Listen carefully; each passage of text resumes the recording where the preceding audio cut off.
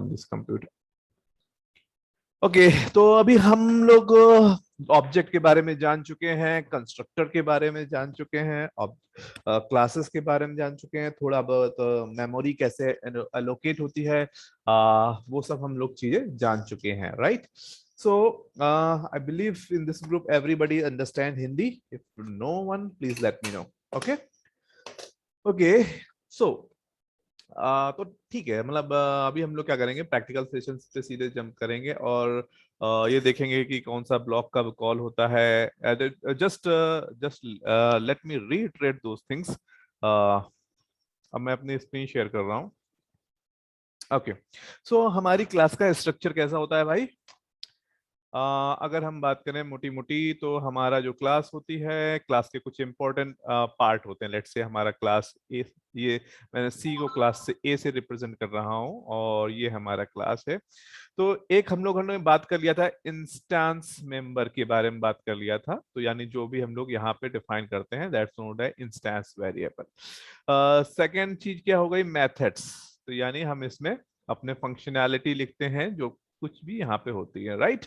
Okay so instance variable से पहले एक और चीज होती है कंस्ट्रक्टर. कंस्ट्रक्टर के लिए हम लोग बात कर चुके हैं कि यही पॉइंट वो होता है जो मेमोरी इनिशियलाइजेशन के लिए जिम्मेदार होता है. तो कई तरह के कंस्ट्रक्टर होते हैं. फॉर एग्जांपल पैरामीटराइज्ड कंस्ट्रक्टर होता है, डिफॉल्ट कंस्ट्रक्टर होता है.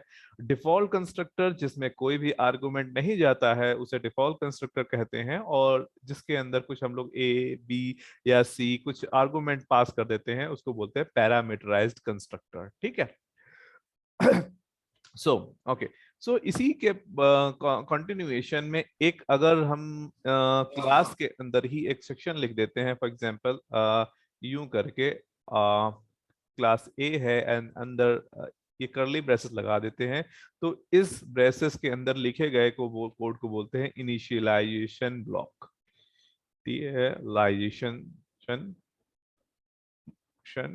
ब्लॉक. ओके और इसी के आगे अगर हमने किसी कीवर्ड के थ्रू स्टैटिक लिख दिया, लेट्स से स्टैटिक, ओके, तो इसको ही बोला जाता है फिर अगेन स्टैटिक ब्लॉक. ठीक है, ये चीज हो गई. तो इसका यूज क्या है, means when to use initialisation block.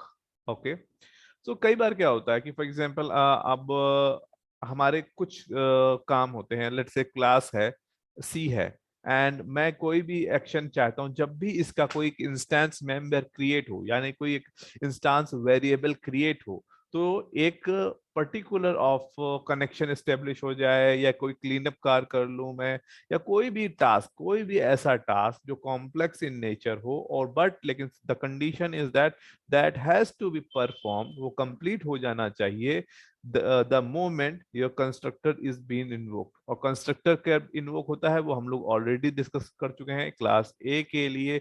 The moment हम लोग करते हैं न्यू ए. ठीक है, इस ये जो राइट हैंड वाला साइड का जो तुम लोग पोर्शन देख रहे हो ये ही कंस्ट्रक्टर का पार्ट होता है, राइट? अभी तुम लोग ने कई बार देखा होगा न्यू हम लोग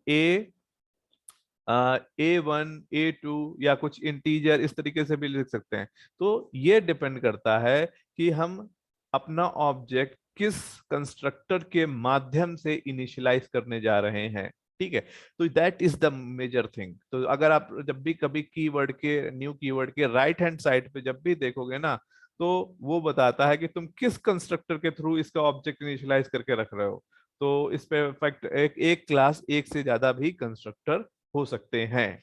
ठीक है, ओके सो अभी हम प्रैक्टिकल पे आते हैं. हमने एक इनिशियलाइजेशन ब्लॉक करके एक एग्जांपल बना लिया है, और ये जितना भी कोड है तुम लोग को गिटहब पर मिल जाएगा. वो मैं शेयर कर दूंगा लिंक जल्दी से. ओके तो अभी मैं एक क्लास बना लेता हूँ, लेट्स से क्लास. और नेमिंग कन्वेंशन की बात करते हैं. मैंने देखा अपने रिव्यू के टाइम पे लोग क्लासेस में नेमिंग कन्वेंशन को फॉलो नहीं करें. It's very important. क्लासेस के केस में पास्कल केस को फॉलो करते हैं. तो लेट्स से इनिशियलाइजेशन ब्लॉक. ठीक है, ओके सो एक क्लास बन गई है और इसको हमने रिपोजिटरी में ऐड भी कर दिया क्योंकि ये रिपोजिटरी डिटेक्ट कर लिया इसने। और मेन जस्ट टू टेस्ट कि भाई हमारा प्रोग्राम बढ़िया चल रहा है कि नहीं चल रहा है। तो ओके ठीक है, और हमने कह दिया this is for testing only. ठीक है, और इसको हम चला के जरा देख लें भाई ये चल रहा है कि नहीं चल रहा है। Okay, indexing are happening.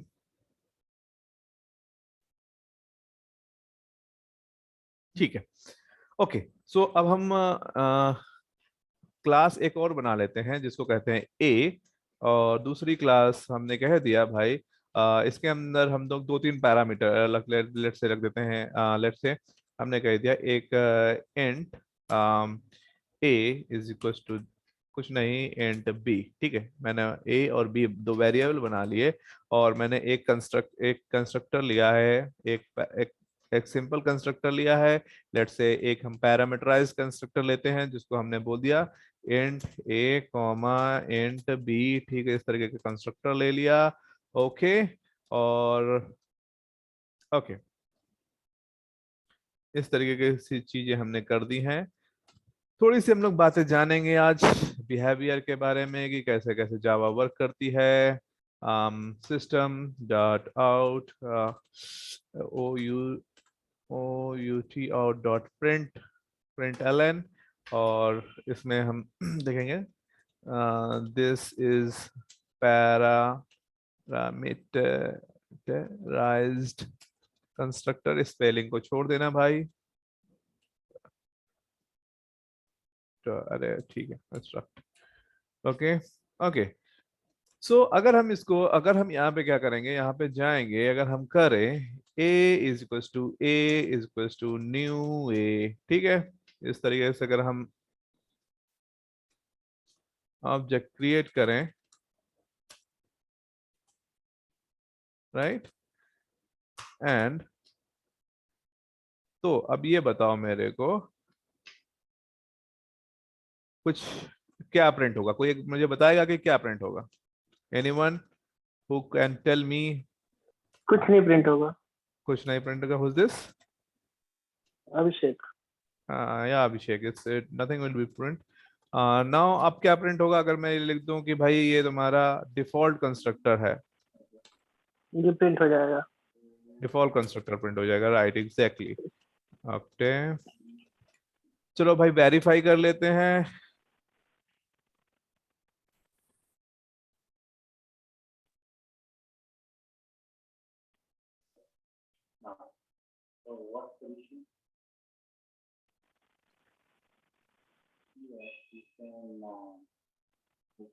It's taking time to build.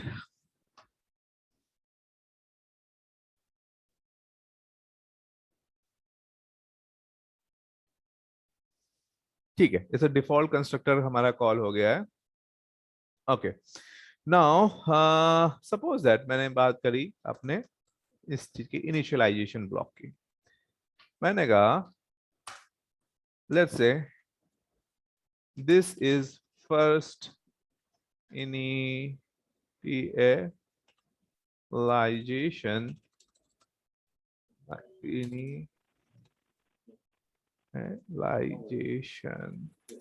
Block. ठीक है, अब मेरे को ये बताओ क्या ऑर्डर होगा प्रिंट होने में, अगर मैं क्या चीज प्रिंट होगी, कोई बता सकता है? सर पहले this first initialisation block print होगा। ओके, अगर मैं उसके इसको बाद ओके डिफॉल्ट। इसको मैं अगर एक और लिख दूं, या लेट से नीचे जाके दो तीन लिख दूं, तो इसको लेट से 02 कर दिया, 03 कर दिया, अब बताओ कितने प्रिंट होंगे? तो पहले फर्स्ट इनिशियलाइजेशन ब्लॉक, उसके बाद 02, उसके बाद 03, उसके बाद डिफॉल्ट कंस्ट्रक्टर पे जाएगा वो। ओके ठीक है, yeah exactly, it will work in the same order as they are defined. So the critical task that, और यहाँ पे ऑब्जर्वेशन करने की बात यह है कि ये मेमोरी इनिशियलाइजेशन से पहले ही एग्जीक्यूट कर जाता है। अब ये बताओ अब कितनी बार प्रिंट करेगा, कैसे कैसे 2 बार प्रिंट? रिपीट होगा। ओके, तो कंस्ट्रक्टर कंस्ट्रक्टर बाद में आएगा क्या? हाँ, वो डिफॉल्ट कंस्ट्रक्टर फिर रिपीट होगा ये सारा चीज दोबारा से। नहीं, ये बताओ कि मेरे को ये जो ऑब्जेक्ट आएगा इस लास्ट में आएगा जी। ये इस तरीके से आएगा, लेट से अगर मैं बात करूं इस तरीके से आएगा, या डिफॉल्ट कंस्ट्रक्ट इस तरीके से 2 बार प्रिंट होगा, ऐसा आएगा क्या? जी। इस तरीके से आएगा क्या? ये क्यों? ये इज इट डिफॉल्ट का? कंस्ट्रक्टर सर 2 बार होगा। नहीं, 2 बार आएगा, अग्रीड कर रहा हूँ, सिर्फ डिफॉल्ट नहीं कंस्ट्रक्ट। नहीं, ऐसे नहीं आएगा। हाँ, कैसे मतलब कैसे वो आएगा? ऊपर वाला नहीं ये होगा जो रिपीट। ये जो चारों वाली जो लाइनें हैं ना, फिर वो चारों लाइनें फिर से आ जाएंगी नीचे या ऊपर। एग्जैक्टली, बिल्कुल सही है कि भाई चारों लाइनें फिर से आ जाएंगी। जैसे कि भाई तुम लोगों ने 2 बार ये जितनी बार जावा वेरिएबल मेथड है, क्या हो गया, अच्छा object B. Okay, so it is defined twice, सो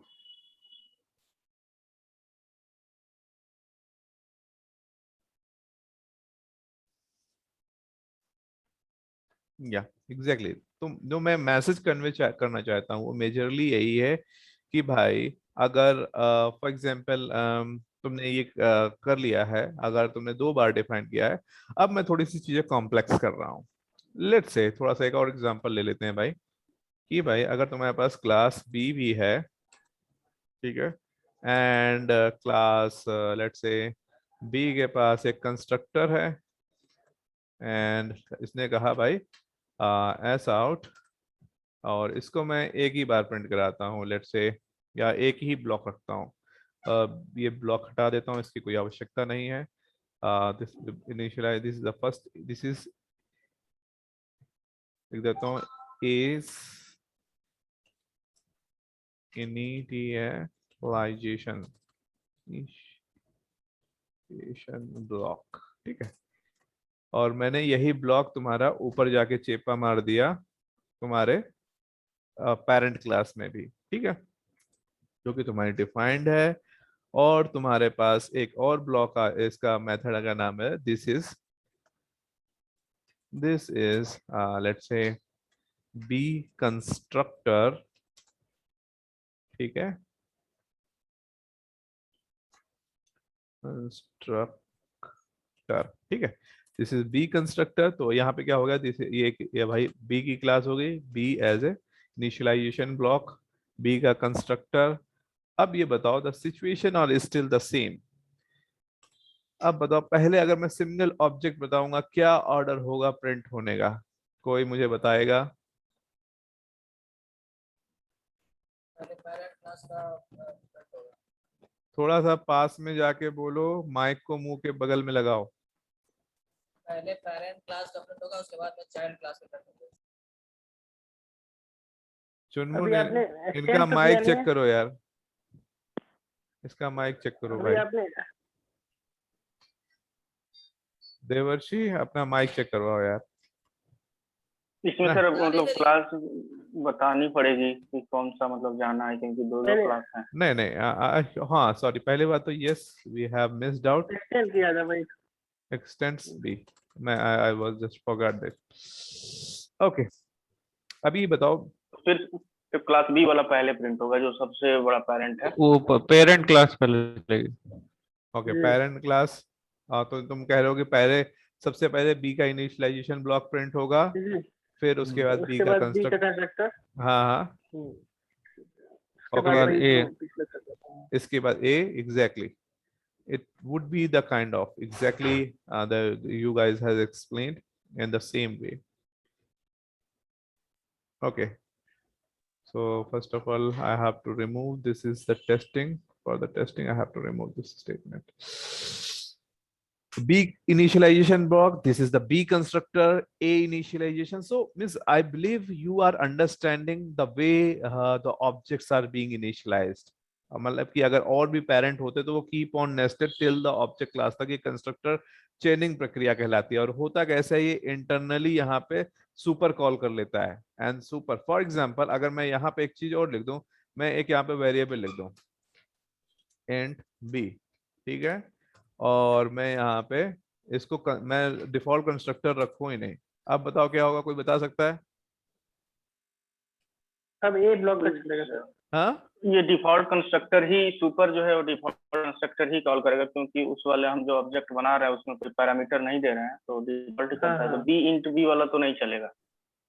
नहीं, बी इक्वल टू बी हमें चलाना ही नहीं, मान लो नहीं चला रहे हैं, बी इक्वल टू बी हमें लिखना ही नहीं, ए इक्वल टू ए ही नहीं नहीं, लिखना वो है। नहीं, मैं बी क्लास की बात कर रहे हैं, जो बी में आपने कंस्ट्रक्टर बनाए हैं पैरामीटराइज, हाँ हाँ, वो नहीं चलेगा, वो नहीं चलेगा। एक्चुअली में कुछ भी नहीं चलेगा, ये कंपाइल टाइम एरर हो जाएगी, ठीक है, क्योंकि the moment we have decided by default हाँ। किसी ना किसी को कनेक्ट करना एक्सटेंड हो कंपलसरी। रहा है जी। अगर हम एक्सटेंड कर रहे हैं तो ये पॉइंट है कि भाई किसी ना किसी से कनेक्ट करना जरूरी है, तो इसके लिए सोल्यूशन क्या है, सुपर लिख दो और यहाँ पे 7 वैल्यू पास कर दो, ठीक है। हाँ, अब चल जाएगा। And if we want to invoke or pass the same information, so let's say we can do the B, right? In this way we can do it. So point ये है कि अगर कोई भी कंस्ट्रक्टर ऐसा नहीं है तुम्हारे पास, तो it's a compile time error, you'll not able to invoke, right? Okay sir, now इसी में एक चीज और ऐड करते हैं। अभी हम बात करते हैं थोड़ा सा और प्रैक्टिकली। अगर मैं एक स्टैटिक ब्लॉक की जो बात कर रहा था, ठीक है, अब मैंने यहाँ पे एक ब्लॉक ऐड कर दिया जिसका कहते हैं स्टैटिक, स्टैटिक, ठीक है, और स्टैटिक ब्लॉक में मैंने लिख दिया ऐसा आउट, दिस इज बीज class static block, right, and मैंने सेम कंटेंट चेपा मार दिया अपनी ए क्लास के अंदर, ठीक है, ए क्लास के अंदर चेपा मारा और इसको हमने क्या कह दिया भाई, ए क्लास, ठीक है। अब मेरे को ये बताओ कि अब क्या स्थितियां होंगी अगर मैं for example assume that we are just going to invoke this twice। तो स्टैटिक ब्लॉक का कॉन्सेप्ट तुम लोग को कल बताया था, उसके आधार पे ये बताओ कि क्या आउटपुट आना चाहिए। मतलब स्टैटिक ब्लॉक तो सर सबसे पहले चलेगा, एक ही बार चलेगा, उसे आप कितना भी उसका अच्छा ऑब्जेक्ट चलो बनाने हम से कोई लेना देना नहीं। हाँ बिल्कुल, पहले बात तो उसका कंस्ट्रक्टर से या किसी चीज से कोई लेना देना नहीं है, तो यस ट्रू। तो हम कैसे प्रूव कर सकते हैं कि उसका कंस्ट्रक्टर से कोई लेना देना नहीं है, any idea? In the sense, मतलब अगर for example how you are going to prove it, let's run it this program, let's say अगर मैं मेरे को भी ऑनेस्टली नहीं आइडिया है, देखते हैं, लेट्स प्रूव इट, ओके, तो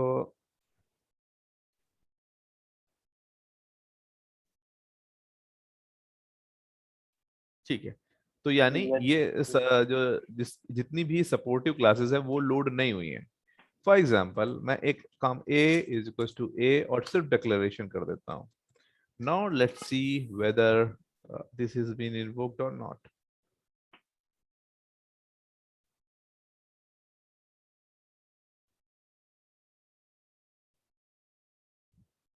Still not is being invoked. It is the static block, right? Okay. So इसके लिए एक class dot for name होती है, मैं थोड़ा सा गूगल करता हूँ। अगर इसको यूज करेंगे, मेजरली मैं क्या शो करना चाहता हूँ कि जो ड्राइवर्स होते हैं वो इसी तरीके से लोड होते हैं, class dot four reflection API का इस्तेमाल करते हुए। तो अगर हमने a इज इक्वल टू, अगर इसको अनकमेंट कर दिया, और जो मेजरली मैं चीज कन्वे करना चाहता हूँ, अगर इसको एक बार चलाएंगे, लेट्स से पहली बार हमने एक बार स्टैटिक ब्लॉक चलाया, बी क्लास का स्टैटिक ब्लॉक, ए ब्लॉक का स्टैटिक ब्लॉक सबसे पहले कॉल हो जाएंगे, यानी द मोमेंट आपकी एप्लीकेशन या इन शॉर्ट जैसे ही एप्लीकेशन या कोई भी प्रोग्राम आपके जेवीएम पे लोड होता है, तो यानी सबसे पहले तो उसी वक्त ये स्टैटिक ब्लॉक कॉल हो जाते हैं। क्लास ए जैसे ही आपके वर्चुअल मेमोरी में लोड हुई, यानी आपके इंफ्रास्ट्रक्चर की जरूरत पड़ी, उसी वक्त आपके जो स्टैटिक ब्लॉक्स का कोड है वो एग्जीक्यूट कर जाता है और आपको आउटपुट मिल जाता है। लेकिन यहाँ पे खास बात क्या है, सिर्फ एक और एक ही बार होता है। अगर मैं इसको दोबारा करूं, लेट्स से मैं इस क्लास को क्योंकि हमारे एनवायरनमेंट में दोबारा यूज हो रही है, तो अब दोबारा ये स्टैटिक मेथड कॉल नहीं होने चाहिए। Let's run it. देखो अब कहीं पे भी तुम्हारा दोबारा स्टैटिक ब्लॉक कॉल नहीं हुआ है, राइट। तो इनको, इन सभी चीजों को कब इस्तेमाल में किया जाता है, जब तुम्हारा कोई ड्राइवर्स लोड करने हो, क्योंकि ड्राइवर अगर लोड करने हैं तो बार बार नहीं करोगे, राइट। तो जो भी काम ऐसे इस तरीके से काम होते हैं जो क्लास के लोड होने पे सिंगल और one only and only single time ही किए जाते हैं, उस सिंगल सिंगल टाइम ही किए जाते हैं, इन दैट पर्टिकुलर कॉन्टेक्स्ट में ही हम इसको इस्तेमाल करते हैं। फॉर एग्जांपल मैं, और या स्टैटिक इनिशियलाइजेशन का कॉन्सेप्ट भी होता है। तो मैं एग्जांपल पे अगर इसकी इस क्लास के अंदर जाओ, अगर सोर्स कोड अवेलेबल है तो मैं दिखाना चाहूंगा println सिस्टम डॉट आउट के आउट में, अगर क्लास में हम जाते हैं, इस वाली क्लास में जाओ, ये देखो ये क्या है, ध्यान से देखो, गौर से देखो सभी लोग, ये है प्रिंट स्ट्रीम का आउट ऑब्जेक्ट। और ये आउट ऑब्जेक्ट देखना किस तरीके से अगर कहीं पे इनिशियलाइज हो रहा होगा,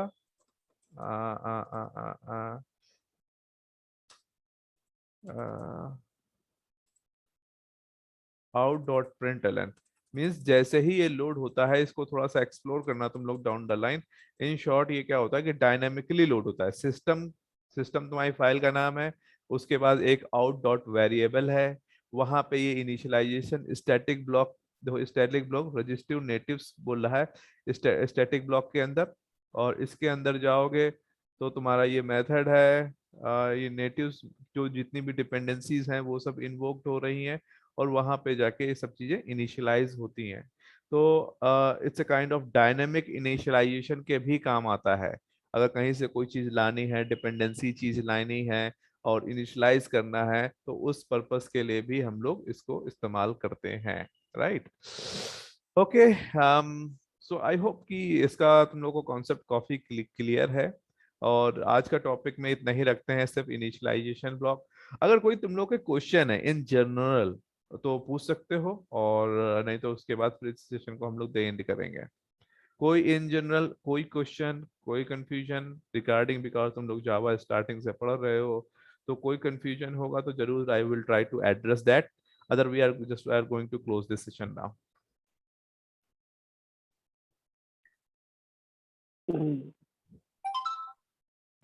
hello, someone was speaking. Hello, any question guys? No, sir. Okay, thank you very much. Bye bye.